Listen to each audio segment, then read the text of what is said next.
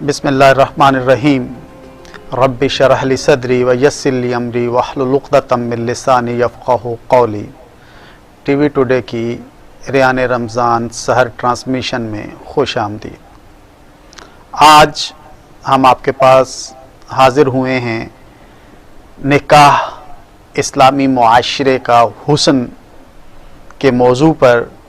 آج ہم آپ کو اس موضوع پر رہنمائی فراہم کریں گے، ہمارے مہمان آپ کو اس سے متعلق بتائیں گے۔ ٹرانسمیشن کے آغاز سے پہلے میں قاری محمد اظہر مختار سیالوی صاحب سے گزارش کروں گا کہ وہ تلاوت قرآن پاک پیش کریں۔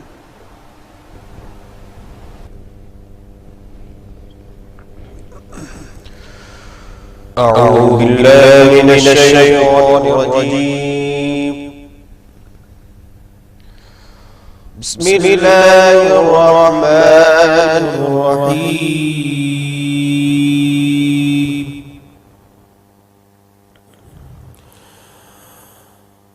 رب المشرقين ورب المغربين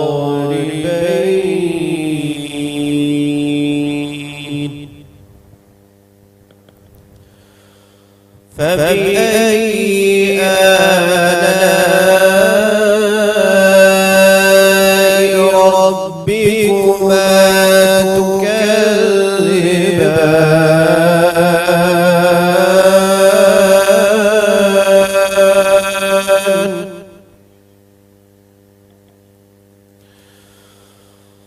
مرج البحرين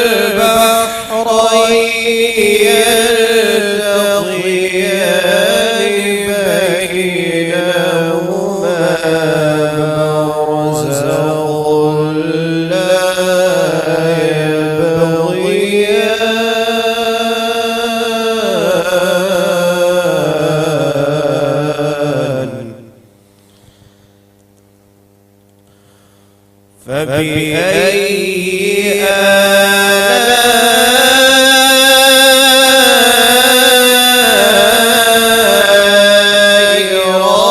ربكما تكذبان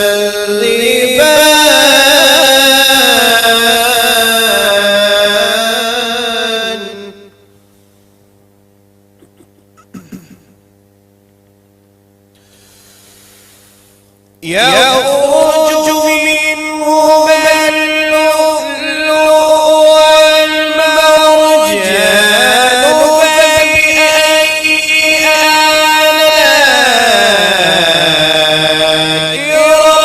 ربكما تكذبان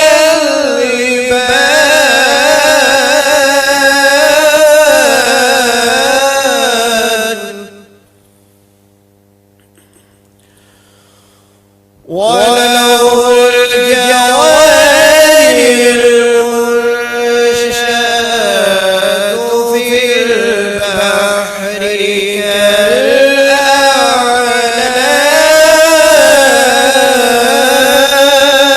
كالأعلام فبأي آلاء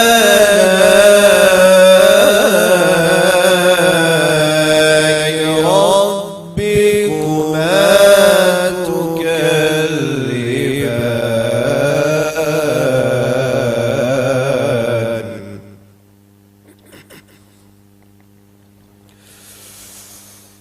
كل من عليها فان ويبقى وجه ربي ذو الجلال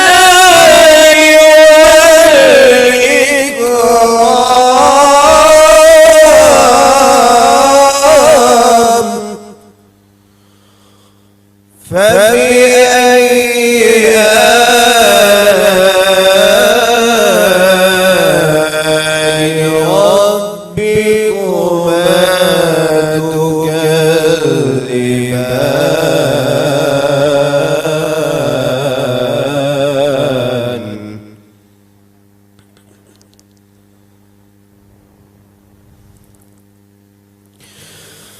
بسم الله الرحمن الرحيم والضحى والليل إذا سجى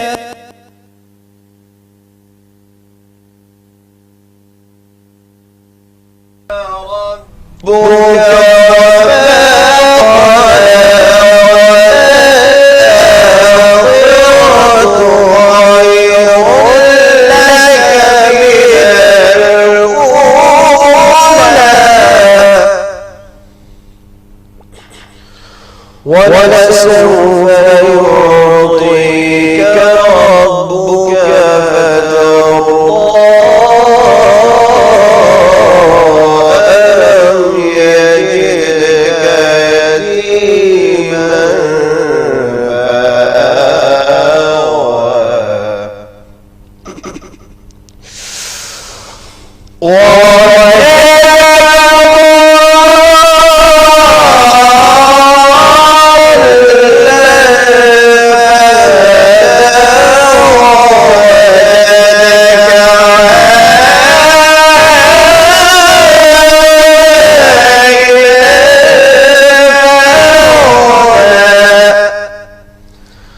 فأما اليتيم فلا تقهر وأما السائل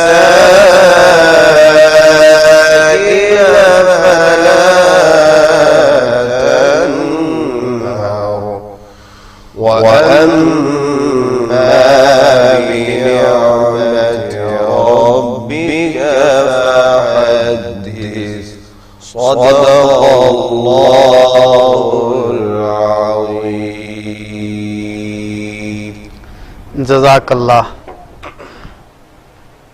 ان قریب تمہیں تمہارا رب ایسے نوازے گا کہ تم خوش ہو جاؤ گے، راضی ہو جاؤ گے. ماہ رمضان اللہ رب العزت کی رضا حاصل کرنے کا مہینہ ہے. ماہ رمضان حضور نبی کریم صلی اللہ علیہ وسلم کی سیرت پر عمل پیرا ہونے کا مہینہ ہے. حضور نبی کریم صلی اللہ علیہ وسلم کا خوبصورت تذکرہ ہم محمد عمر رضوی صاحب سے سنیں گے. عمر رضوی صاحب ہمیں نعت رسول مقبول صلی اللہ علیہ وسلم پیش کریں گے.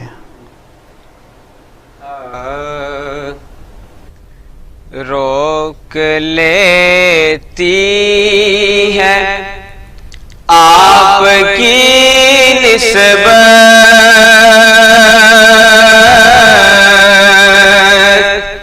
روک لیتی ہے آپ کی نسبت،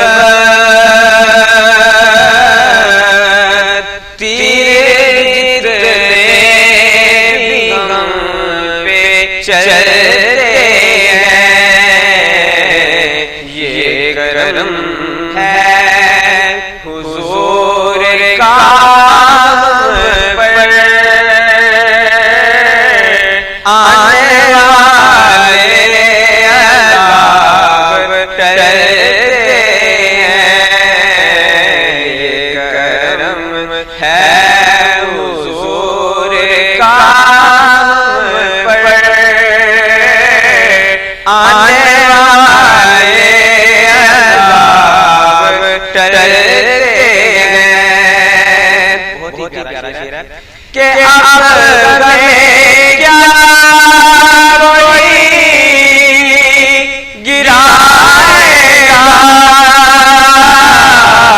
ارے ہر سوارا گلے لگائے گا. اب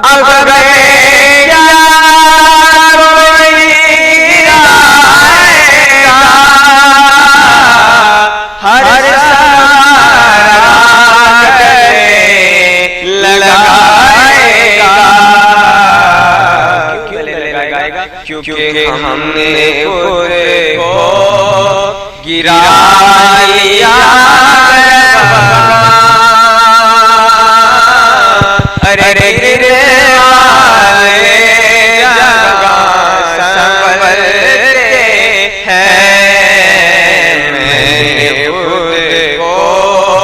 گرا لیا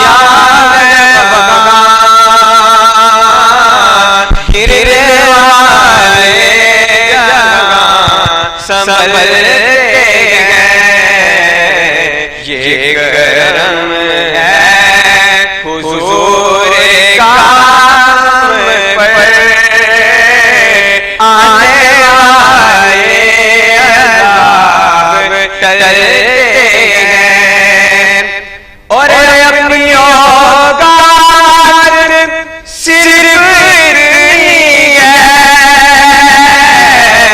ارے کچھ نہیں بات صرف اتنی ہے، اپنی اوقات صرف اتنی ہے، ارے کچھ نہیں بات صرف اتنی ہے کہ کل ٹکڑوں پہ ان کے پرتے تھے،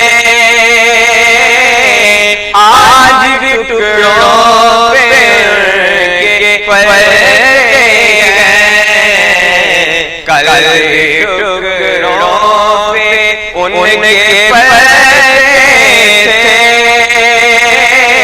اب ٹکڑوں پہ ان کے پرتے ہیں، یہ کرم ہے حضور کام پر آنے والے عذاب ٹلتے گئے، کہ وہ جسنے بولیاں سب کی، ارے وہی بھرتے جولیاں سب کی، وہ جسنے بولیاں سب کی، ارے وہی بھرتے جولیاں سب کی، تو پھر آؤ بازار مصطفیٰ کو چلے، کھوٹے سیکھے جگہ پہ چلتے ہیں، آؤ سب مدینے چلے، ارے کھوٹے سیکھے وہیں پہ چلتے ہیں، آسیو آؤ سب مدینے چلے، کھوٹے سیکھے وہاں پہ چلتے ہیں، روک لیتی ہے آپ کی نسبت، تیرے جتنے بھی غم پہ چلتے ہیں، ارے یہ کرم ہے حضور کا کرنا، آنے والے عذاب ٹلتے ہیں۔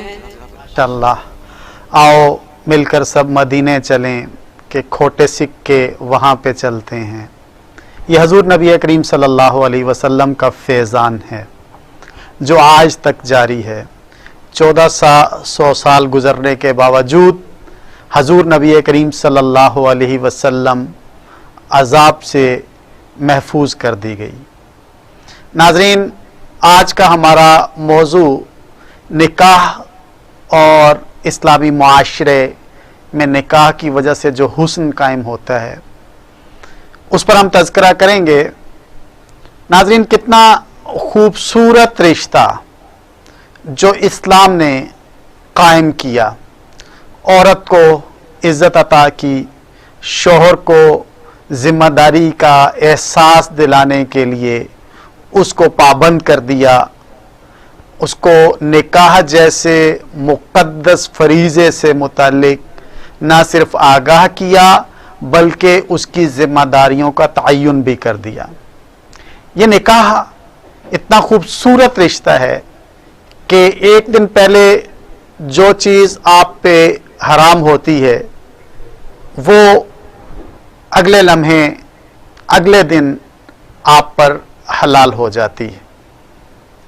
ایک چیز جس میں آپ کا ناجائز رشتہ قائم ہو جاتا ہے، نکاح کے بعد وہی چیز جائز راستہ کھول دیتی ہے.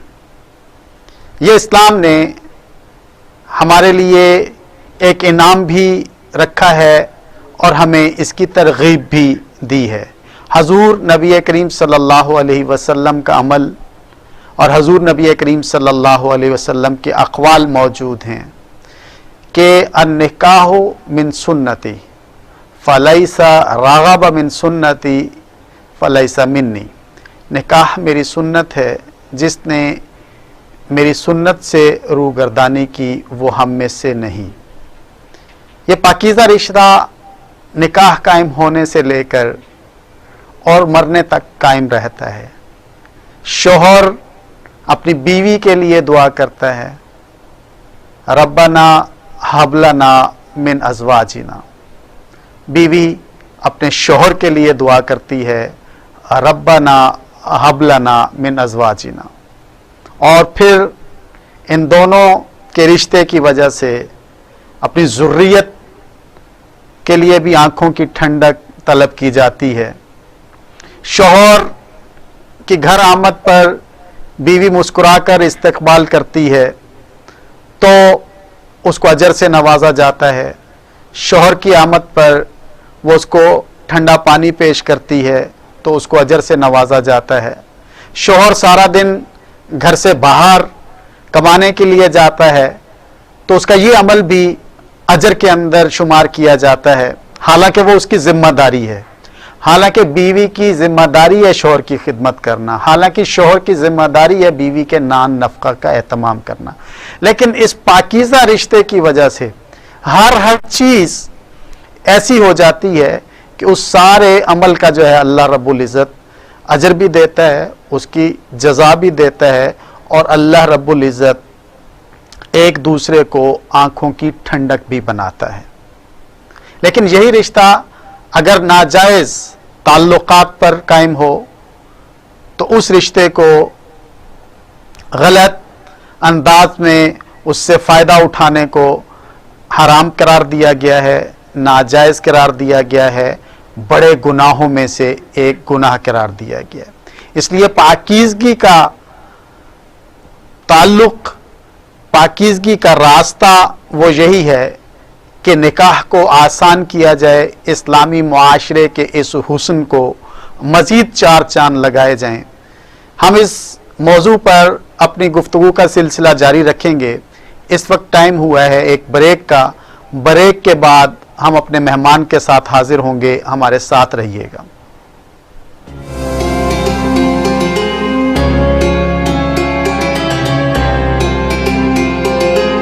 آج ہمارا موضوع ہے نکاح اسلامی معاشرے کا حسن. اس کے لیے اپنے اسٹوڈیو میں ہم نے دعوت دی ہے معروف عالم دین مولانا محمد معروف صاحب کو. ان کے شکر گزار ہیں، وہ تشریف لائے. استاد ہیں، محقق ہیں، مفتی ہیں، علامہ ہیں، اور ہماری خوش قسمتی ہے کہ وہ آج ہمیں اس موضوع پر آگاہی فراہم کریں گے اور ہمارے سوالات کا جواب دیں گے. مولانا صاحب یہ فرمائیے گا کہ نکاح کیا چیز ہے؟ بسم اللہ الرحمن الرحیم. الحمدللہ والصلاة والسلام علی رسول اللہ. ناظرین محترم، بنیادی طور پر اسلام اس مقصد کے لیے آیا ہے کہ انسانوں کو پاک کر دے. تو مقصد اسلام کا یہ ہے کہ انسان پاک ہو جائے. طہارت اور پاکیزگی کے لیے بہت ساری طریقہ اسلام نے بتائے. ان طریقوں میں سے ایک طریقہ نکاح ہے. چونکہ اللہ تعالیٰ ہر چیز کو جوڑا پیدا کیا ہے، جفت پیدا کیا ہے، اور انسان بھی اشرف المخلوقات میں سے، اور اس لیے انسان کے اندر اللہ تعالیٰ نے انسان کو جوڑا پیدا کیا ہے، اور انسان کے اندر اللہ تعالیٰ نے غریزہ جو شہوت ہے وہ پیدا فرمایا ہے، اور یہ ایک اس کی فطرت میں سے اور اس کی طبیعت میں سے ہے، اور کوئی بھی انسان اپنی فطرت کے خلاف کر نہیں سکتا۔ اس لیے اگر کوئی کوشش کرے کہ نکاح کے بغیر زندگی گزارے تو وہ گزار نہیں سکتا ہے، اس لیے وہ گناہ میں مبتلا ہو جاتا ہے۔ اب اس لیے شریعت جو ہے آئی ہے کہ وہ انسانوں کو نکاح کے ذریعے سے پاک اور پاکیزہ کر لیں۔ اسلام سے پہلے جو رائج تھا، وہ جو معاشرہ وہاں مکہ میں جو معاشرہ تھا، وہ معاشرہ جس طرح کہ حضرت عائشہ رضی اللہ تعالیٰ عنہا نے بیان فرمائی ہے کہ اسلام سے پہلے 4 طرح کی نکاح تھے۔ ایک وہ نکاح جو نکاح خدن کہتے ہیں، چپ چپا کر کی آپس میں دوستی کر کے نکاح کرنا، قرآن کریم میں اللہ تعالیٰ نے اس کو خدین فرمایا ہے، اور یہ نکاح ناجائز اور نادرست نکاح ہے، اللہ تعالیٰ نے منع فرمایا ہے۔ اسی طرح ایک وہ نکاح جس کو نکاح استبزاء کہا جاتا ہے، یعنی عرب میں یہ رواج تھا کہ کوئی اگر آدمی کسی سے وہ مرعوب ہو جاتا، یعنی اس کی شجاعت یا اس کی حسن اس کو پسند آ جاتا، تو وہ اپنی بیوی سے کہتا تھا کہ پاک ہونے کے بعد کہ تو فلاں کے ساتھ جو ہے ہم بستری کر لو، اور جب تک وہ اس کی بیوی اس شخص سے حاملہ نہ ہو جاتا تو اس وقت تک یہ اس سے نہ ہوتا تھا۔ حاملہ ہونے کے بعد اگر یہ چاہتا اس کے ساتھ قریب ہو جاتا، اگر نہ چاہتا تو قریب نہ ہوتا، تاکہ وہ بچہ جو ہے خالص اسی سے ہو جائے۔ یہ بھی جو کہنے میں آسان ہے، لیکن عملی طور پر یہ تو بہت مشکل ہے، جو کہ اس وقت اسلام سے پہلے یہ رائج تھا۔ اسی طرح ایک وہ نکاح جو 10 آدمی عورت کے پاس آتے اور اس کے ساتھ بدفعلی کرتے، اور جب وہ بچہ پیدا ہو جاتا اس سے، تو وہ 10 آدمیوں کو بلا کر کہ یہ عورت جس کو نشاندہی کرتی تھی تو وہ اس کو مجال نہیں تھا کہ وہ اس سے انکار کرے، وہ قبول کر لیتا تھا۔ اور ایک وہ نکاح جس کو یعنی بغایا کہا گیا، وہ عورت جو بدفعل اور بدکار عورت جو کہ اپنی دروازے پر جھنڈا لگا کر کہ ہر کوئی اس کے پاس آ سکتا، تو جب اسلام آیا ان تمام قسم کی نکاحوں کو اور بدفعلی کو اسلام نے منع کیا ہے، صرف ایک ان نکاحوں میں سے باقی رکھا جو مرد کی طرف سے عورت کی اس کی متولی کے پاس جا کر کی اس سے درخواست سے نکاح کرتا، اگر وہ قبول کر لیتے تو نکاح ہو جاتا، اگر نہیں ہے تو مسترد کیا جاتا۔ اسی کو اسلام آ کر کے باقی رکھا، باقی تمام غلط نکاحوں کو اسلام نے منع فرمایا، تاکہ کیوں؟ اس لیے کہ تاکہ جو ہے یہ معاشرہ پاک ہو جائے اور جو ہے دونوں عزت کے ساتھ معاشرہ میں رہے۔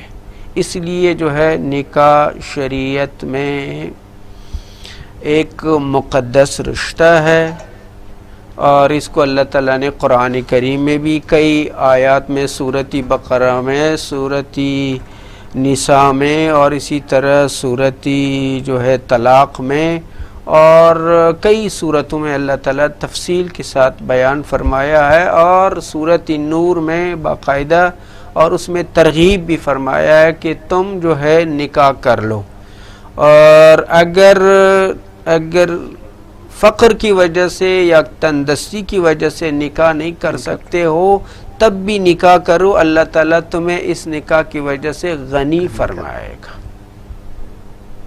اور حدیث میں ہے کہ اللہ کی ذمہ میں ہے کہ 3 شخص کو اللہ مدد فرمائے گا، ایک ان میں سے وہ جو مجاہد فی سبیل اللہ، ایک وہ جو مکاتب ہے، جو غلام ہے اور خود کو مکاتب کرتا ہے، یعنی مولا کے ساتھ وہ کرتا ہے کہ میں اتنے قیمت ادا کر لوں گا اور مجھے آزادی مل جائے، ایک وہ جو نکاح اس لیے کرتا ہے تاکہ میں گناہوں سے بچ جاؤں اور میں پاک ہو جاؤں۔ تو اللہ تعالیٰ اللہ کی ذمہ میں ہے کہ اللہ تعالیٰ اس کو مدد فرمائے گا اور اس کو غنی فرمائے گا۔ اس لیے نکاح اسلام میں ایک مقدس رشتہ ہے اور معاشرہ اس سے پاک ہو جاتا ہے اور معاشرہ اس سے جو ہے پاکیزہ ہو جاتا ہے، اور اس میں انفرادی طور پر بھی، اجتماعی طور پر بھی اور معاشرتی طور پر بھی ایک پاکیزہ اور ایک محبت والے اور ایک بہترین قسم کی معاشرہ جو ہے وہ قائم ہو جاتا ہے نکاح کی وجہ سے۔ جزاک اللہ۔ یہ رہنمائی فرمائیے گا کہ نکاح کے لیے بنیادی شرائط کیا ہیں؟ یعنی نکاح شرعی، جس کو نکاح جو ہے جو شریعت کے مطابق ہے، اس کے لیے کم از کم 4 افراد ہونا چاہیے۔ ایک ولی جو عورت، اور ایک شوہر، اور 2 گواہ جو کہ وہ گواہ جو ہے وہ بہترین انسانوں میں سے ہو۔ کم از کم یہ 4 افراد نکاح میں جو ہے وہ موجود ہونا چاہیے۔ یہ وہ نکاح ہے جس میں کسی قسم کی کوئی اختلاف اہل علم میں اور فقہا میں نہیں ہے، سب اس پر متفق ہے۔ باقی یہ ہے کہ اختلافی جو مسائل وہ یہ ہے کہ اگر عورت بالغہ ہو اور وہ خود بغیر اجازتی ولی اگر وہ کسی برابر اپنی خاندان، اپنی حسب نسب سے جو برابر ہے اس کے ساتھ بغیر اجازتی ولی اگر نکاح کرتی ہے تو جمہور فقہا کے نزدیک، مالکی، شافعی، حنابلہ کے نزدیک جائز نہیں ہے اور یہ نکاح ٹھیک نہیں۔ البتہ احناف کہتے ہیں کہ یہ نکاح ٹھیک ہے، اور دونوں کے پاس دلائل موجود ہے، ان کے پاس بھی دلائل ہے احادیث سے، اور احناف جو ہے وہ استدلال کرتے ہیں قرآن کریم سے کہ اللہ تعالیٰ نے فرمایا کہ اگر تم نے طلاق دینے کے بعد اور وہ عدت گزارنے کے بعد اگر وہ کسی کے ساتھ نکاح کرنا چاہتی ہے تو تم جو ہے ان کو نہیں روک سکتی۔ اس لیے نکاح شرعی اور نکاح درست اور نکاح جس میں کوئی اختلاف نہ ہو، کم از کم یہ 4 افراد نکاح میں موجود ہونا چاہیے کہ عورت کی جو ولی ہے، ولی اس کا باپ، سب سے پہلے باپ، اگر باپ نہیں ہے اس کا دادا، اسی طرح اوپر اگر وہ نہیں ہے تو ان کی اولاد، اگر وہ نہیں ہے تو عورت کی جو بائی ہے وہ، اگر بائی نہیں ہے تو چچا، اس طرح جو نسب کے لحاظ سے جو ہے تو وہ ہونا چاہیے، اور اس کے بعد دوسرے جو ہے خاوند ہونا چاہیے، اور 2 گواہ بطور گواہ جو ہے وہ ہونا چاہیے۔ یہ نکاح شرعی اور نکاح اسلامی۔ اور اگر والد موجود ہیں تو کیا پھر کوئی اور ولی ہو سکتا ہے؟ والد کی موجودگی میں کوئی اور ولی ضرورت نہیں ہے۔ افضل ترین اور بہترین جو ولی جو ہے عورت کے لیے وہ والد ہے۔ ٹھیک ہو گیا۔ تو اس میں جو بنیادی ایک رکن کہہ لیں یا شرط بیان کی، ایجاب و قبول والی، جی، اس کی کیا حیثیت ہے؟ ایجاب اور قبول نکاح کے لیے رکن ہے۔ رکن ہے۔ اور 2 گواہ کا ہونا یہ شرط ہے. اسی طرح مہر عورت کے لیے شرط ہے کہ مہر ہو عورت کے لیے. جو قرآن کریم میں اللہ تعالیٰ نے فرمایا کہ تم اپنی جو ہے ان کی مہر ان کو ادا کر لو، خوش دلی سے ادا کر لو. ہاں اگر وہ عورت یا اس کی ولی اگر وہ ہیبہ کرنا چاہتے ہیں، کل مہر ہیبہ کرنا چاہتے ہیں یا کچھ اگر وہ کرنا چاہتے ہیں تو ٹھیک ہے، ورنہ یہ کہ تم خوش دلی کے ساتھ اور خوشی کے ساتھ ان کا مہر ادا کر لو، اس لیے کہ مہر جو ہے عورت کا حق ہے. یہ شرائط نکاح میں سے قرآن کریم میں بھی ہے اور احادیث میں بھی. نبی کریم صلی اللہ علیہ وسلم خود بھی ازواج مطہرات کے ساتھ جو نکاح کیا ہے مہر ادا فرمایا ہے، سوائے 1-2 کہ ان کو جو آزاد کیا اور آزادی ان کی مہر کی عوض بنائے. اور اسی طرح جو ہے صحابہ کرام رضوان اللہ تعالی علیہم اجمعین بھی مہر ادا فرمائے. روایت میں کہ ایک عورت نبی کریم صلی اللہ علیہ وسلم کے پاس آئی اور خود کو رسول اللہ صلی اللہ علیہ وسلم پر ہیبہ کیا تو آپ صلی اللہ علیہ وسلم جو ہے ایک مرتبہ نظر اٹھا کر کے دیکھے، اس کے بعد نہیں. پھر صحابی وہاں موجود تھے تو صحابی نے کہا یا رسول اللہ اگر آپ اس کے ساتھ نکاح نہیں کرنا چاہتے ہیں تو میرے ساتھ نکاح کیجئے. تو آپ صلی اللہ علیہ وسلم نے فرمایا کہ آپ کے پاس کیا ہے؟ انہوں نے فرمایا کہ ایک ہی ایزار یعنی چادر ہے. تو آپ صلی اللہ علیہ وسلم نے فرمایا کہ اگر اس چادر کو اس کو دو گی تو خود کیا کرے گا.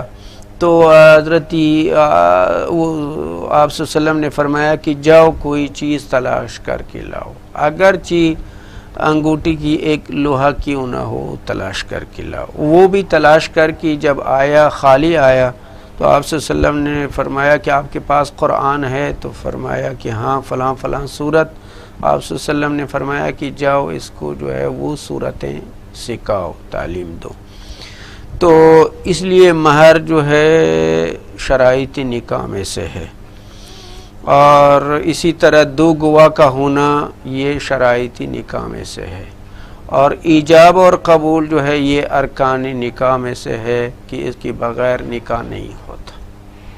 تو اس میں اگر کوئی خود اپنے طور پہ ایجاب اور قبول کر لیتے ہیں تو کیا اس سے نکاح ہو جائے گا؟ ہاں میں نے ابھی جو ہے بتایا کہ جو نکاح شرعی جس میں جو کہ اتفاق ہے اور کسی قسم کی کوئی اختلاف نہیں ہے اور ہر ایک کو چاہیے کہ وہ اتفاق پر عمل کرے اور اختلاف سے نکلے. جہاں اختلاف ہو تو اختلاف سے بچ جائے تو بہتر یہی ہے. تو اس کے لیے بہتر یہی ہے کہ کم از کم نکاح میں 4 آدمی موجود ہو. لیکن فقہی احناف کے مطابق یہ ہے کہ اگر عورت بالغہ ہے اور سمجھدار ہے اور وہ بغیر اجازت ولی اور کسی شخص کے ساتھ اگر وہ نکاح کرنا چاہتی ہے بشرطیہ کہ وہ آدمی جس کے ساتھ وہ بھی اس کے خاندان کے ساتھ برابر ہو اور جس کو فقہ میں کفو کہتے ہیں برابر ہو، تو احناف کی فقہ کے مطابق یہ کہ یہ نکاح جائز ہے. یہ نکاح جائز ہو جائے. یہ نکاح جائز ہے. باقی جمہور کے نزدیک یہ نکاح جائز نہیں. ٹھیک ہو گیا. تو اگر کوئی اس طرح سے ایجاب اور قبول کر لیتا ہے تو اس کے لیے پھر کیا حکم ہوگا؟ وہ باطل فاسد یا کن معنوں میں آئے گا وہ؟ تو ابھی جو ہے اس جہاں فقہ احناف پر عمل کیا جاتا ہے تو وہاں یہ ہے کہ یہ نکاح جائز ہے. جہاں فقہ احناف پر عمل نہیں ہے تو وہاں یہ نکاح باطل ہے. تو وہ کہتے ہیں کہ یہ نکاح باطل ہے. اگر انہوں نے ہم بستری کیا تو ان پر کوئی حد نہیں ہے اور کیونکہ شبہ ہے اس میں، نکاح شبہ کی بنا پر نکاح ہو گیا ہے اور یہ جدائی لانا ان کے درمیان ضروری ہے ان کی جمہور کی فقہ کے مطابق، کیونکہ یہ نکاح اذن ولی کے بغیر، اجازت ولی کے بغیر ہوا ہے تو یہ نکاح ان کے نزدیک جائز نہیں۔ تو یہ ولی کی جو اجازت ہے، کیا یہ تو نکاح کی آپ نے فرما دیا کہ نکاح کے لیے ضروری ہے، نکاح کا پیغام بغیر ولی کی اجازت کے دیا جا سکتا ہے؟ پیغام نکاح یہ تو مرد کی طرف سے ہے، عورت نہیں دے سکتی، اور اگر کوئی ہیبہ کرنا چاہے، اگرچہ اس میں بھی بعض اہل علم کہتے ہیں یہ تو رسول اللہ صلی اللہ علیہ وسلم کے ساتھ خاص ہے، لیکن بعض فقہا اور اہل علم کہتے ہیں کہ یہ رسول اللہ صلی اللہ علیہ وسلم کے ساتھ خاص نہیں ہے۔ اگر کوئی عورت جو ہے خود کو ہیبہ کرنا چاہے تو اس کے لیے وہی حکم ہے نکاح، یعنی پیغام نکاح عورت اگر مناسب سمجھیں تو دے سکتی ہے تو ٹھیک ہے، لیکن بشرط یہ کہ وہ اس کے ولی کے ذریعے سے ہو، اور یا ان کی جو قریبی جو ولی ہے ان کے ذریعے سے ہو، اس لیے کہ یہ عورت کے لیے ایک طرح مناسب نہیں ہے معاشرہ میں، اور عورت کے لیے باعثی وہ ہے، کم از کم خواتین جو ہے آپس میں ایک دوسرے کے ساتھ اس کے متعلق اس طرح کی باتیں کریں گے کہ یہ کس طرح کی خاتون ہے کہ یہ خود کو جو ہے کیا کر دیا، خود کو جو ہے پیشکش کر دیا اس شخص کے لیے، وہ آدمی کے لیے، جس طرح کی روایات میں ہے کہ جب وہ عورت رسول اللہ صلی اللہ علیہ وسلم کے لیے خود کو پیش کر دیا تو ازواج مطہرات میں سے بعض تعجب سے کہنے لگے کہ یہ کس طرح خاتون ہے کہ خود کو جو ہے شخص کے لیے ہیبہ کر دیا ہے، اس لیے عورت کے لیے مناسب نہیں ہے کہ وہ یہ کام کر لے۔ تو اس میں آپ نے مہر کا تذکرہ فرمایا، تو اس کی کوئی کم از کم مقدار بھی موجود ہے جس طرح سے بعض لوگوں نے جو ہے نا وہ مقرر کی ہوئی ہے؟ اور دوسری بات یہ بتائیے گا کہ کیا مہر جو ہے وہ اس وقت دینا ضروری ہے؟ بالعموم لوگ سمجھتے ہیں کہ جب طلاق ہوگی تو تب دیکھی جائے گی، اور بہت بھاری سا مہر جو ہے نا وہ رکھ لیتے ہیں۔ نکاح میں مہر تو شرط ہے، البتہ شریعت جو ہے اس کی عقل اور اکثر کے لیے کوئی تعین نہیں کیا، یعنی توس دلائل سے یہ بات ثابت نہیں ہے کہ اس کا اکثر مہر یہ اور اقل یہ ہے، اور البتہ یہ ہے کہ ترغیب ہے کہ مہر جو ہے نکاح آسان ہونا چاہیے، اور اس کی آسانی میں سے ایک یہ ہے کہ مہر کم سے کم ہونا چاہیے۔ رسول اللہ صلی اللہ علیہ وسلم جو ازواج مطہرات کو جو مہر دیا ہے، اور حضرت عائشہ رضی اللہ تعالیٰ عنہ جو بیان کرتی ہے وہ یہ ہے کہ آپ صلی اللہ علیہ وسلم تقریباً ازواج مطہرات کو جو مہر کی عوض جو مہر دیا ہے وہ 500 درہم شرعی ہے۔ اب 500 درہم کی جو قیمت جو بنتی ہے تو وہ یہ اسی طرح اپنی بیٹی صاحبزادی کو جو نکاح کیا ہے اس میں بھی جو ہے وہ تقریباً 12 اوقیہ جو کہ وہ 500 جو ہے درہم شرعی ہے، تو وہ آپ صلی اللہ علیہ وسلم نے مہر کے طور پر لیا ہے۔ تو اس لیے حضرت عمر رضی اللہ تعالیٰ عنہ نے بھی جو خطبہ ارشاد فرمایا، اور اس میں فرمایا کہ تم جو ہے زیادہ سے زیادہ مہر نہ لے لیں، اس لیے کہ زیادہ مہر لینا یہ باعثی شرافت اور باعثی عزت نہیں ہے، اس لیے کہ اگر زیادہ مہر لینا باعثی عزت اگر ہوتی تو رسول اللہ صلی اللہ علیہ وسلم کی جو ہے صاحبزادیاں تم سے زیادہ وہ ہے، لیکن رسول اللہ صلی اللہ علیہ وسلم جو ہے زیادہ مہر نہیں لیا ہے، اس لیے تم جو ہے زیادہ مہر نہ لو تاکہ یہ آسانی ہو جائے۔ ہماری گفتگو کا سلسلہ جاری ہے، وقت ہوا ایک بریک کا، بریک کے بعد حاضر ہوتے ہیں، ہمارے ساتھ رہیے گا۔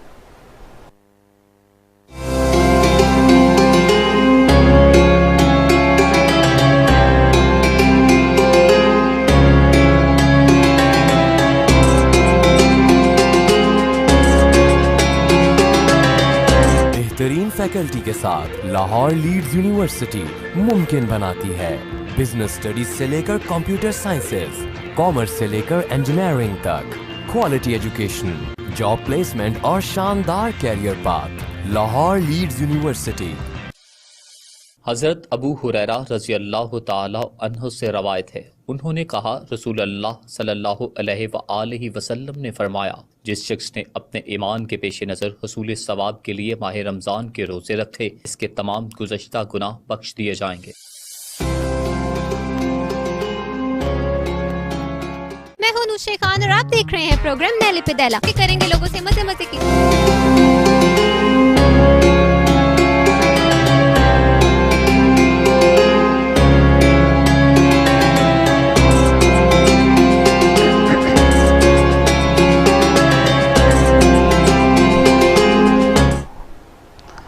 بریک کے بعد خوش آمدید۔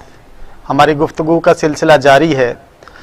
مولانا صاحب ہماری رہنمائی کیجئے گا کہ مہر جو ہے وہ فوری دینا ضروری ہے یا اس کے لیے کچھ وقت مقرر کیا جا سکتا ہے؟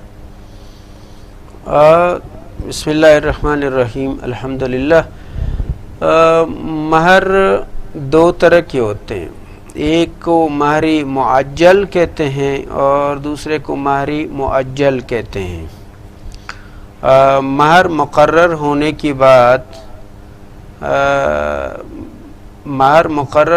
بعد اگر آسانی ہے تو اسی وقت نکاح سے پہلے، رخصتی سے پہلے دیا جائے، یہ زیادہ بہتر ہے۔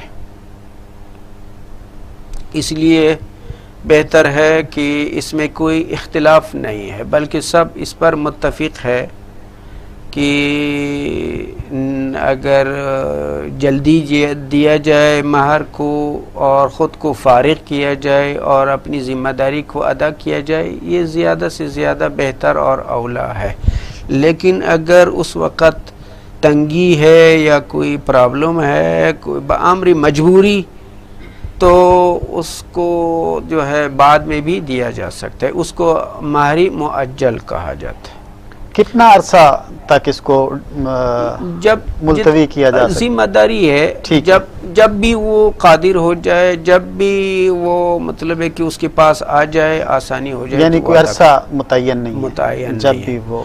البتہ یہ ہے کہ نکاح سے پہلے کچھ نہ کچھ جو ہے بیوی کو دینا چاہیے مہر۔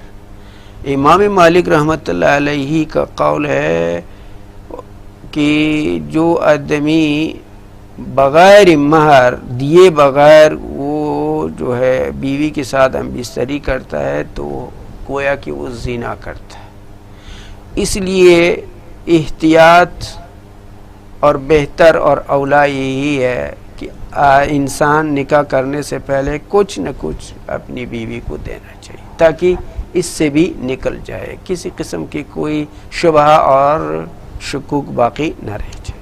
تو یہ جو لوگ مہر کو طلاق کے ساتھ منسلک کرتے ہیں، زیادہ مقرر کر لیتے ہیں تاکہ جو ہے نا وہ طلاق نہ، یا کروا دیا جاتا ہے، تو یہ کیسا ہے؟ یہ اگر وہ عورت شرط لگاتی ہے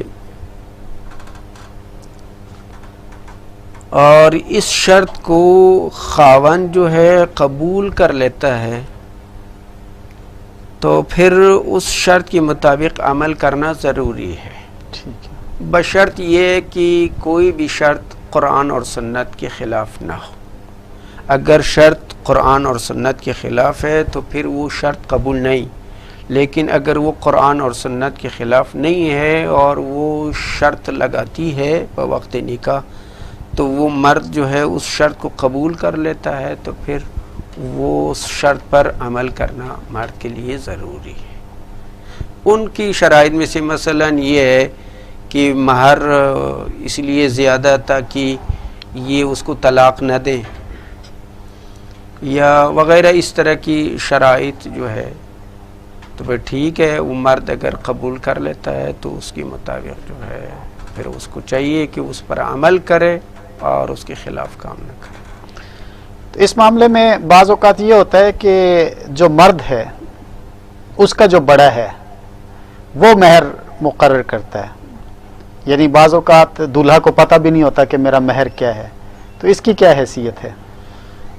تو مہر عورت کی حق ہے. اگر عورت جو ہے اپنی والد کو جو ولی ہے تو وہ اس پر حوالہ کو وکیل بنا لیتی ہے، تو وہ ٹھیک ہے کہ وکیل جس طرح اختیار ہے وہ جس طرح کر لیتا ہے تو ٹھیک ہے. البتہ یہ ہے کہ نہ زیادہ مہر بالکل کم ہونا چاہیے، جو کہ عموماً یہاں معاشرہ میں یہ رواج ہے کہ وہ 550 بلکہ یہاں تک کہ 32 روپے اور 8 آنے مقرر کیا ہوا ہے. یہ زیادتی ہے، یہ ٹھیک نہیں ہے، یہ بھی نہیں ہونا چاہیے. اور یہ بھی نہیں ہے کہ بہت زیادہ، بعض معاشرہ میں اس طرح ہے کہ مہر بہت زیادہ ہے، مثلا عرب ممالک میں بعض جگہوں میں، اور وہ جو ہے مہر بہت زیادہ لیتے ہیں جو کہ مرد کے لیے بہت مشکل ہے، وہ مقروض ہو جاتا ہے، قرض کی وجہ سے وہ جلدی شادی نہیں کر سکتا ہے. یہ بھی ٹھیک نہیں، اور بالکل جو ہے مہر کو نظر انداز کرنا یہ بھی ٹھیک نہیں. جس طرح کی رسول اللہ صلی اللہ علیہ وسلم سے ثابت ہے تو کم از کم اتنا تو ہونا چاہیے، اتنا جو ہے وہ ہونا چاہیے. بہت خوبصورت آپ نے وضاحت کی ہے. تو ہمارے معاشرے میں آج کل برائی عام ہے، اور یہ معاملات جو ہے نا وہ ہمارے بے حیائی عام ہوتی جا رہی. تو اس کو روکنے کا کیا ذریعہ نکاح جو ہے نا وہ ہو سکتا ہے، اور نکاح کو پھر کس طرح سے آسان بنانا چاہیے؟ تو میں نے شروع میں بھی ذکر کیا کہ اسلام اسی مقصد کے لیے کہ انسانوں کو پاکیزہ کر لے، اور نبی کریم صلی اللہ علیہ وسلم کی مقصدی بعثت اور ان کی میشن کی اقسام میں سے ایک یہ ذکر فرمایا اللہ تعالیٰ تاکہ تمہیں تزکیہ اور پاک کر لیں. نبی کریم صلی اللہ علیہ وسلم اس لیے آئے تاکہ انسانوں کو پاک کر لیں، اور یہ شریعت آئی ہے تاکہ یہ انسانوں کو پاک کر لیں. تو اس لیے ان کی بہت ساری پاک کرنے کے لیے بہت ساری راستے ہیں، بہت ساری طریقے ہیں. ان میں سے ایک جو ہے نکاح ہے. نبی کریم صلی اللہ علیہ وسلم نے فرمایا کہ یا معاشر الشباب، نوجوانوں، اور تم نکاح کر لو. تم میں سے جو نکاح کر سکتا ہے تو وہ نکاح کر لے، اگر نکاح نہیں کر سکتا ہے تو وہ روزہ رکھے. یہ روزہ رکھنا جو ہے اس کے لیے انسان کو روزہ رکھنا بے حیائی سے روکتا ہے، اور جو ہے غلط کام سے روک لیتا ہے.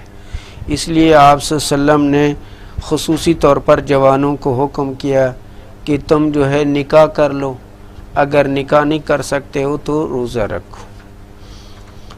اور اس کے لیے نکاح کو آسان، تاکہ معاشرہ پاک ہو جائے، تو ہر ایک کی ذمہ داری ہے، اور سری فوریس جو ہے حکومتی وقت کی ذمہ داری ہے کہ وہ معاشرہ کو جو ہے ہر قسم کی برائیوں سے اور گناہوں سے پاک کرے. یہ اولو الامر کی ذمہ داریوں میں سے.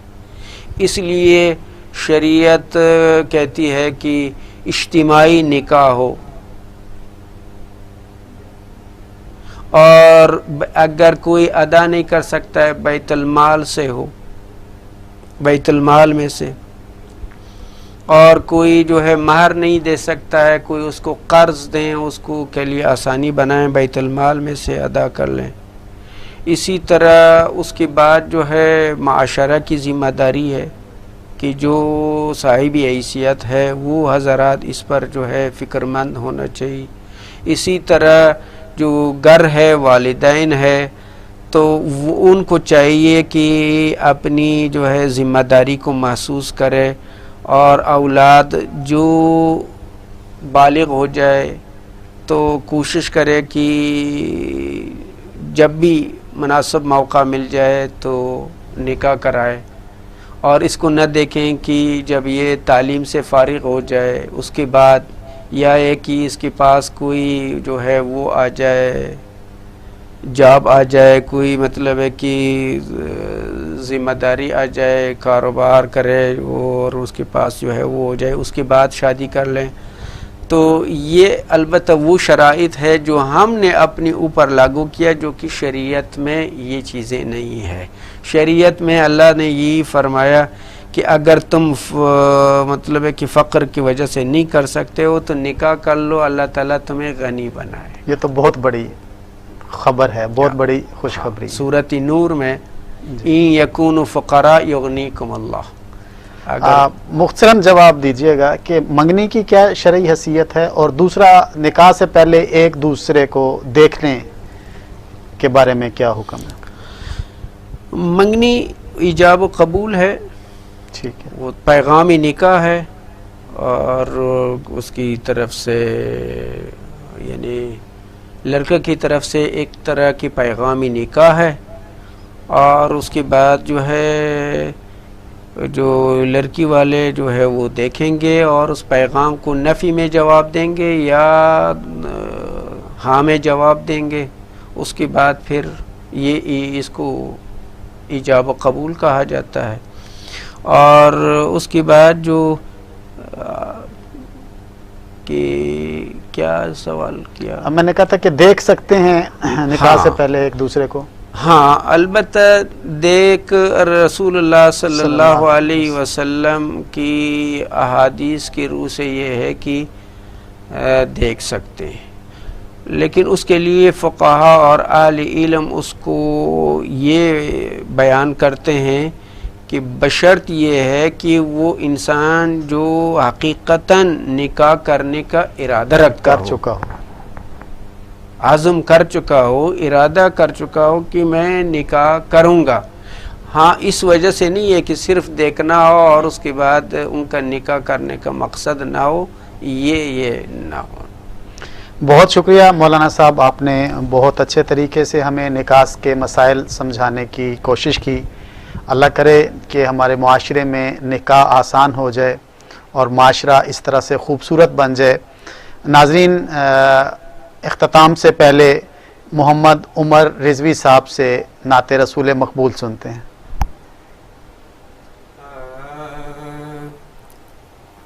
کیا خبر کیا سزا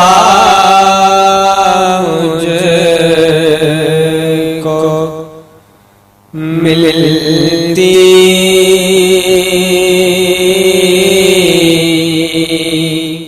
میرے آقا نے عزت بچائی فرد اسیاں میری مجھ سے لے کر کالی کمری میں اپنی چھپا لی وہ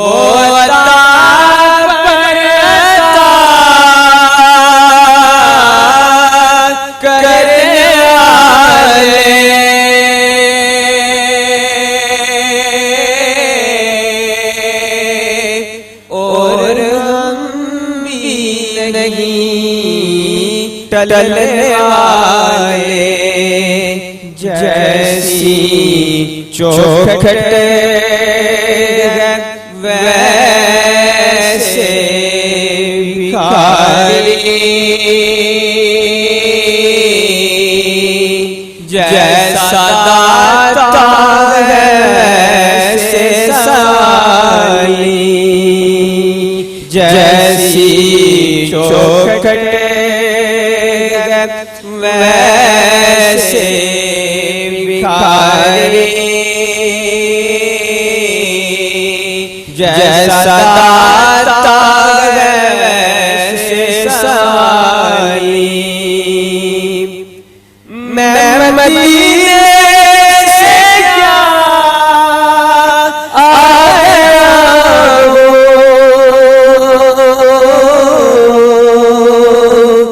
زندگی جیسے بجھ سی گئی ہے گھر کے اندر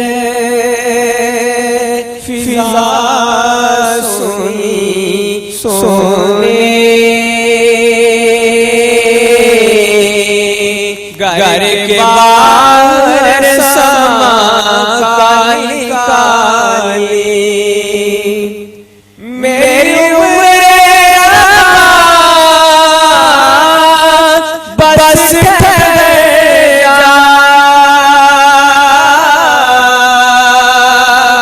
اب سفر کی ضرورت نہیں ہے میری عمر بس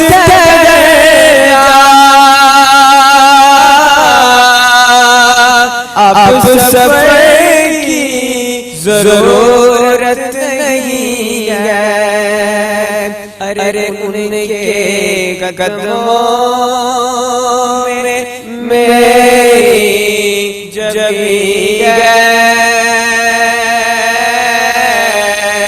اور باتوں میں روزے کی جائے ان کے قدموں میں میری جبی ہے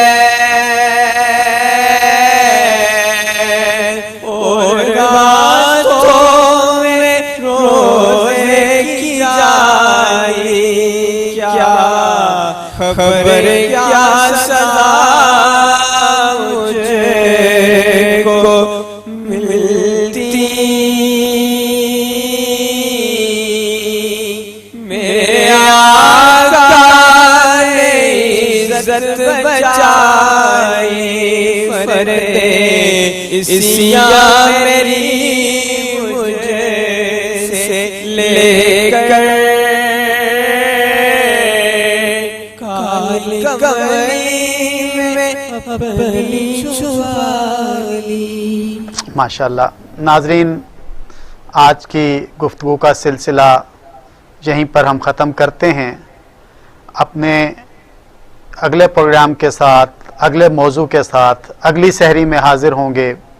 اجازت لینے سے پہلے آپ سے درخواست ہے کہ اپنی خاص دعاؤں کے اندر ہم سب کو یاد رکھیے گا کہ اللہ رب العزت ہمیں اس ماہ رمضان سے فائدہ اٹھانے کی توفیق عطا فرمائے اور ہمارے گناہوں سے درگزر فرمائے. ہمارے ساتھ رہیے گا. اگلے پروگرامات میں انشاءاللہ ہم دین کے حقیقی پیغام لے کر آپ کے پاس حاضر ہوتے رہیں گے. اجازت دیجیے. اللہ حافظ.